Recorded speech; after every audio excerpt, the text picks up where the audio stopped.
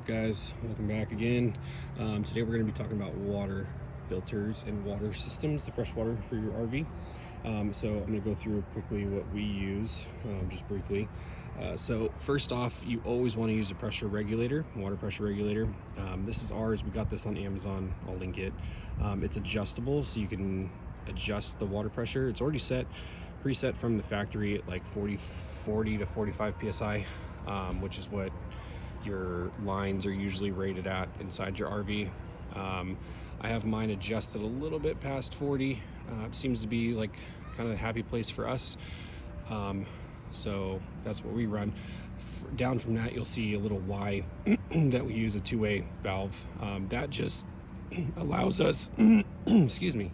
Down from that, you'll see a little two-way valve. That just allows us to be able to run both our freshwater hose that runs to the actual trailer itself, and then also an additional hose over there that we use to, kind of hose things off and fill the kids' pool and whatnot. Pretty self-explanatory. This hose we got from Sam's Club, I believe. It's that one that is no kink and it folds up like really nice. The other one's just a Camco hose. For the summer months. For winter we have a heated hose, but it's not that time of year yet, thankfully. So from there we go to the RV. So it goes up into the compartment, and I have a 90-degree elbow. So again, Amazon for that. I like using the elbows versus just screwing the hose right into the fitting itself. Because these ones are plastic and there's a lot of tension on the hose, especially when it's going straight in. It's going to want to kind of pull it down, which will eventually break this piece. So I always use a 90 for the hose, regardless of which hose I use.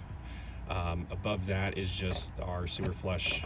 I took this off of one of our old blue water filters, you can see down there, to use there, so it extends a little bit past the water filter, which brings me to my next thing. Water filters. So we've always used, your typical blue filter, the one you put on the faucet. I always ran mine from here down rather than out here, and that's just because of the fact that it's heated inside here, so I don't have to worry about it freezing in the winter.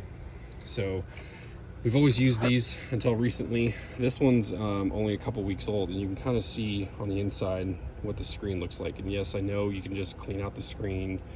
You'll be good to go. I've actually already cleaned it out quite a bit, and that's just the residual left from my initial cleaning. So the problem we were having was that we were not getting very good water pressure. And I have the water pressure regulator on there. I have it set. It's been set the same way for a very long time, and it just kind of suddenly that we didn't have water pressure anymore. So I've always wanted to install, the more typical household type filter like the one you're seeing right now. But the way they plumbed it from the factory, we had one, I think this is the outlet side right here.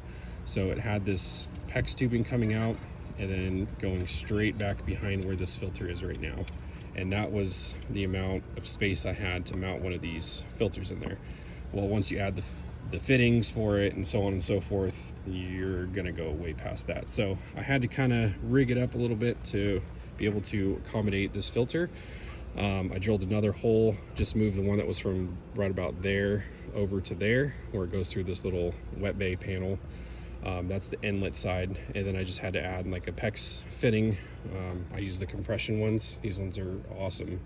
I try not to use the clamp on fittings very often because they tend to leak even if you have the special tool. So that's just my personal preference.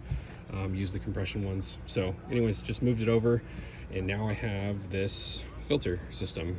We got it at Lowe's. The filter started off white. It's been about a week and it's already turning colors. I wanted the clear housing so I can kind of visualize what the filter currently looks like. As well as the fact that the clear housing also came with the bypass valve on the top of it. So when I go to replace the filter, I don't have to just completely shut off the water to the actual rig. I can just turn the bypass. It'll just run through the top of it and not have to worry about coming into the filter to change it. So these are like 6-month filters, I believe. I don't remember what the microns are for this one. It's not too much, but it's the one it came with. So for now, we're going to use that. I'm just really happy to have a whole RV water system now.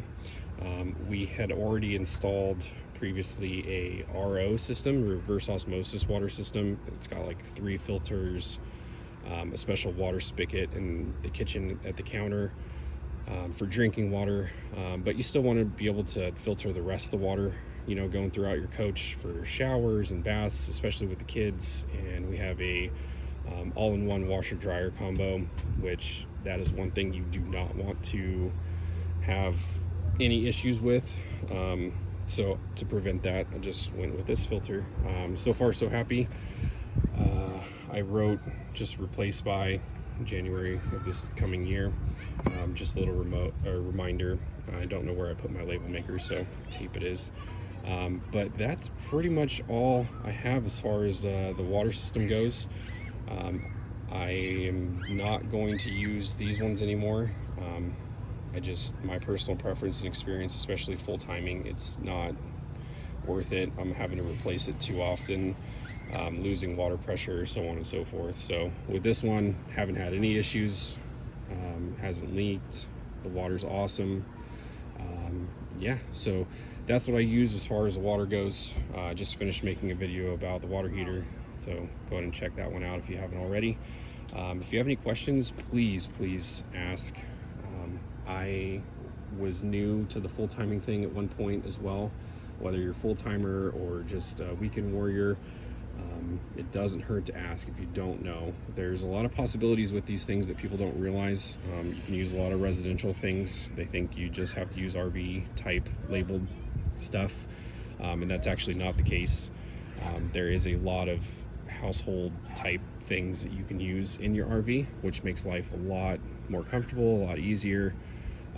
So if you have any questions on that kind of stuff, please feel free to ask. I will be making another video here shortly and continuing to make them, just stuff that I've done and the things I've learned throughout the way, and maybe help you guys out. So as always, thanks for watching. We'll see you guys later. As always, guys, thank you so much for watching our video.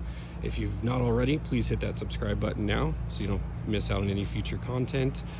Give this video a like, aka thumbs up, and you guys are the best. We'll see you later. I'm out.